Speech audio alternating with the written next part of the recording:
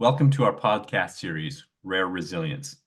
In this podcast, we aim to provide insights and support for the rare disease community, providing caregivers with guidance for those living with rare conditions. We're navigating the rare disease journey together, one episode at a time. We'll be speaking with those who've been touched by TANGO2 deficiency disorder, a rare genetic disorder caused by changes in the TANGO2 gene. Those living with this disorder can experience episodes of acute and serious illness called metabolic crises. Neurological problems, including intellectual disabilities and delayed developmental milestones, can also occur. TANGO2 deficiency can affect people very differently. There is currently no cure, but research is underway to better understand and treat the disease. So, whether you're here seeking support as a caregiver or to learn about the intricacies of rare diseases, we're delighted you've joined us on this journey. Together, we'll navigate the challenges and triumphs of caregiving in the face of adversity. Special thanks to Horizon Therapeutics for funding this podcast and awarding the TANGO2 Research Foundation their Rare is Global Advocate Grant, enabling us to produce this podcast series and develop educational resources to grow our offerings that support the community. I'm your host, Rahul Brown, and welcome to this episode entitled Uncharted Youth, Caregiving in the Teen Years with the Martinez Family. Joining me today is Cesar Martinez, dad to 17-year-old John Martinez, who was diagnosed with TANGO2 deficiency disorder about a year ago. Originally from Mexico, the family has been living in Pennsylvania for the past several decades. Cesar, welcome. Thank you so much for joining us today. Thank you so much. Cesar, tell me more about what John's TANGO2 story was. What were his first symptoms that got you started on the journey of getting a diagnosis? So the first symptoms I would say started when John was probably 4 or 5 years old, but we didn't know because we didn't have the diagnosis by that time. We took them to this place, to this jumping place called Monkey Joe, and all of a sudden John wasn't able to stand up by himself. So we were concerned. We took him to the ER, but they couldn't find anything. He was discharged from the ER and was able to walk after, I would say, probably 2 to 3 hours. But the symptoms that led us to get a diagnosis were the seizures. When he was 17 years old, John started having seizures, and they were getting more aggressive. So we took him to see a neurologist, and she ordered a genetic test that she told us that it might take a few months to get the results. And that's how back in December 23rd of 2022, we were informed about this diagnosis, the TANGO2 diagnosis, which was a rare disease. So that's quite a long time that between the initial symptoms and the diagnosis, that was 13 years, right? Yes. And how did you finally feel when you received a diagnosis for John after all those years? We were scared. I was scared. I didn't tell because it was the day before Christmas. I didn't tell my wife about the results or about the genetic results. I kept it for me until the 27th. Like I said, we were scared, and we thought that John was gonna die soon because we actually noticed it that John was dying slowly because all of a sudden he didn't have no energy and the seizures and other medical concerns that he was having. Wow, that must have been incredibly difficult, and I can so understand why you would have waited until after Christmas to share the diagnosis. How did you overcome the fear and the frustration of the diagnosis with this condition? So when we find out about the TANGO2 research and talked to actually Daniel Hernandez, he guided us to get in touch with other families and resources. And we just found out that we were like, by that time it was like 120 people with TANGO2, but we know that we weren't alone.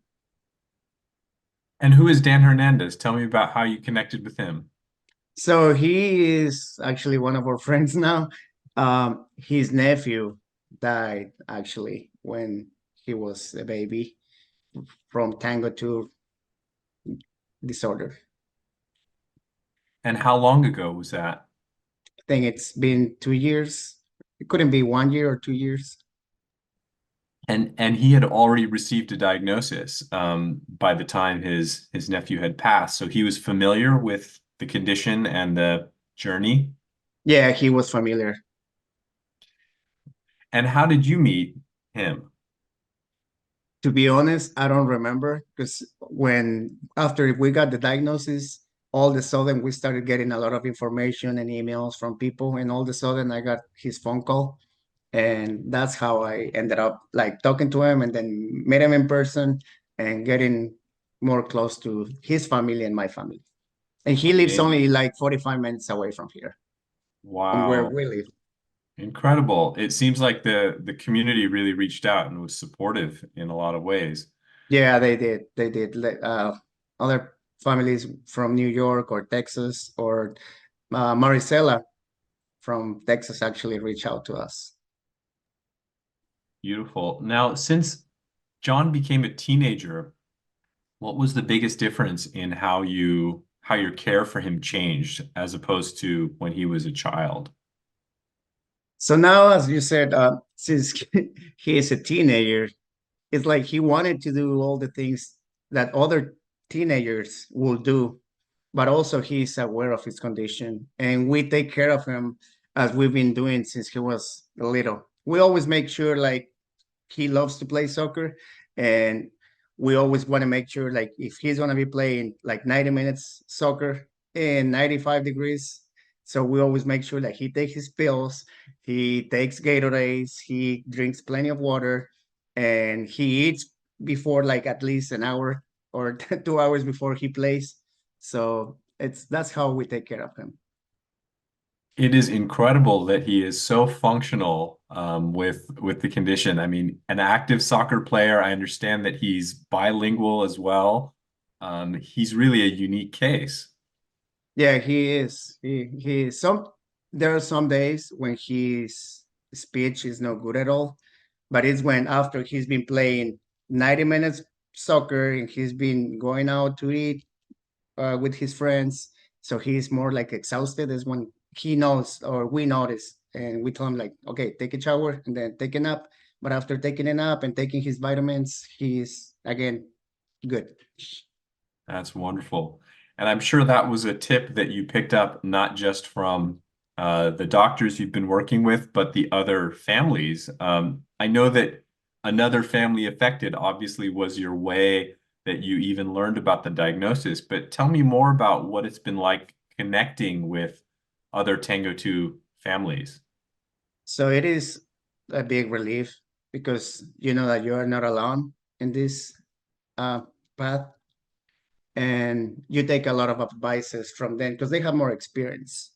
And one of the things was the vitamins that they told us right away. You need to start giving him vitamins uh, to get better. Vitamin B, B12, B complex, and eat. He needs to eat, and that's how we feel like connecting with other families, with other Tango 2 families for the first Right. time. And given that it's a rare condition, I imagine that that makes all the families feel even closer, right? Because there's so few people that have gone through this experience, and so they feel a really strong need to support those other families that have had this. Is that something that you've also noticed in the Yeah, community? yeah, I noticed that as well. People from other countries that they don't speak English because I speak four languages, but other people that from other countries, from Mexico, El Salvador, Italy, are reaching out to me and are been asking me questions. Okay, how did you do this? How come John is able to speak, or how come John stops the seizures? Because thank God he's been seizures free for 16 months. Incredible. That's fantastic. So, what have been some of those top things that you've shared with other families that reach out that you really want them to know to help their family member navigate the condition? I always tell that the importance of taking vitamins, the vitamin B, the importance of eating. With John, I know every single case is different, but with John, the importance of eating at least every 6 hours. If he goes to bed around 9:30, I always gave him protein, like protein shakes. That way he will have something while he wakes up around 6 o'clock the next day. And same thing, as soon as he wakes up, he knows that he needs to drink his protein, and that's what I usually tell people, or yeah, other families with Tango too.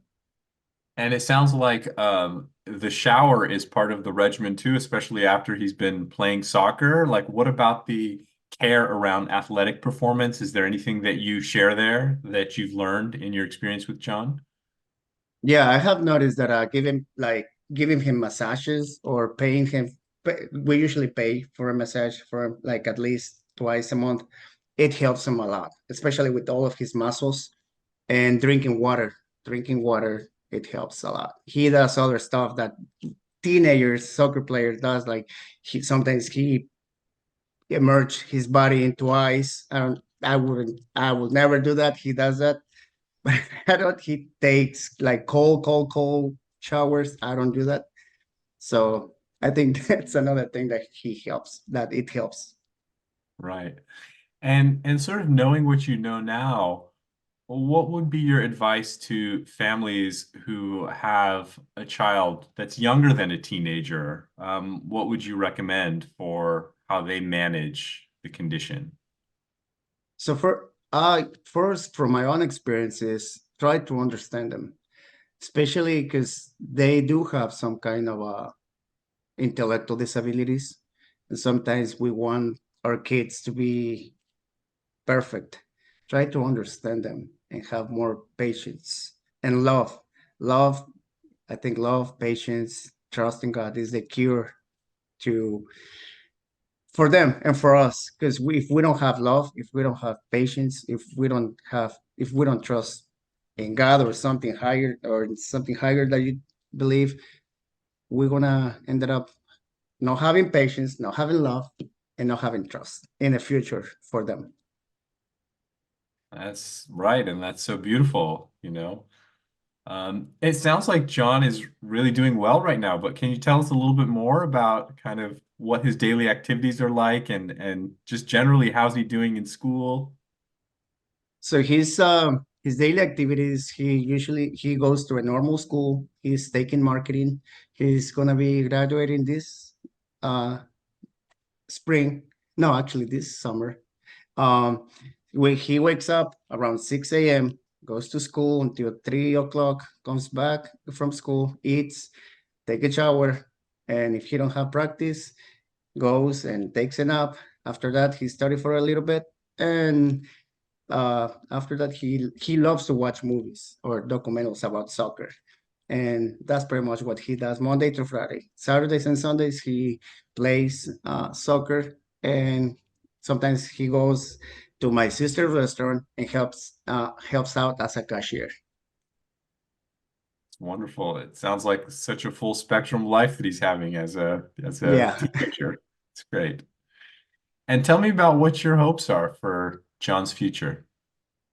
my hopes for John is that one day or we can find a cure. That is I think that is why it's very important to contribute to the Tango Tour Research Foundation and make awareness of this rare disease. Because I know a lot of people, when we talk, even doctors, when we talk about Tango 2, they don't know. So that's one of my biggest hopes. Absolutely. And that is certainly why we get together and bring the community together of researchers and families and share the awareness. It's that search for a cure one day that I think unites us all. Cesar, I want to thank you so much and extend my appreciation for you joining us today. Your willingness to share your story and John's story, I think provides invaluable guidance for families and caregivers. To all of our listeners, thank you for tuning in to Rare Resilience. where we journey through the world of rare diseases with compassion and understanding. Join us next time as we continue to explore the triumphs and challenges of caregiving in the face of adversity. Until then, remember, resilience knows no bounds, and together we're stronger. Stay tuned and stay resilient.